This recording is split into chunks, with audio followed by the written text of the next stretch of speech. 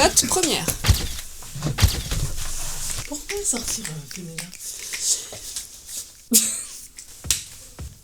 Quand je suis devenue maman, et je pense que c'est le cas de nous trois, on a arrêté de se reconnaître dans la presse actuelle.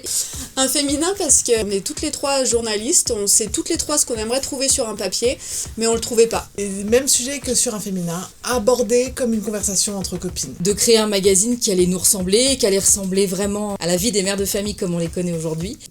En fait, on a voulu un magazine qui n'existe pas sur le marché, c'est-à-dire qui s'adresse surtout aux femmes, mais aux femmes qui ont des préoccupations de maman. Donc on s'est dit, toutes nos questions, toutes nos envies, tout ce qu'on a envie de lire, et on va le faire nous-mêmes, on va créer un magazine. Qu'est-ce que Cocotte Magazine ?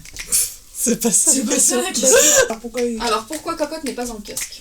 Cocotte n'est pas un kiosque parce qu'on avait envie de pouvoir maîtriser les quantités qu'on imprime. D'ajuster nos impressions en fonction de nos ventes et donc de limiter le gaspillage. Pour être en kiosque, il faut imprimer à grande échelle. Donc c'est déjà pas facile à supporter financièrement, mais en plus quand on sait qu'il y a beaucoup d'invendus et que tout ce papier-là est finalement gâché, on se dit que c'était pas le modèle économique sur lequel on voulait se lancer. Pourquoi le papier ? On est déjà beaucoup derrière des écrans de téléphone, les écrans d'ordinateur, les écrans de télévision. Prendre du temps pour nous, de s'arrêter un peu dans nos vies à 100 à l'heure. Nous sommes toutes les trois on était toutes les trois de grosses lectrices de presse. De retourner dans la lecture, on continue.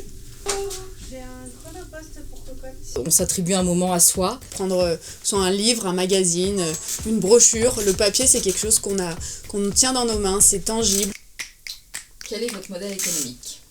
Cocotte Magazine est conçu pour vivre essentiellement de la vente de ces magazines. C'est ultra important pour nous aujourd'hui de vendre des numéros à l'unité, de vendre des abonnements. On ne veut pas en faire un mag de publicité, donc ça ne veut pas dire qu'il n'y en aura pas. On essaie simplement de les limiter.